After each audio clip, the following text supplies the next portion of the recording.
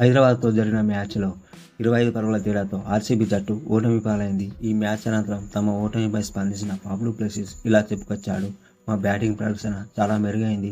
ఇది సరైన T20 wicket ఫలితం గురించి ఆలోచించకుండా మేము లక్ష్యాన్ని సమీపంగా వచ్చేందుకు ప్రయత్నించాం. అయితే 280 పరుగుల లక్ష్యం అనేది చాలా ఎక్కువ, ఛేదించడం చాలా కష్టం.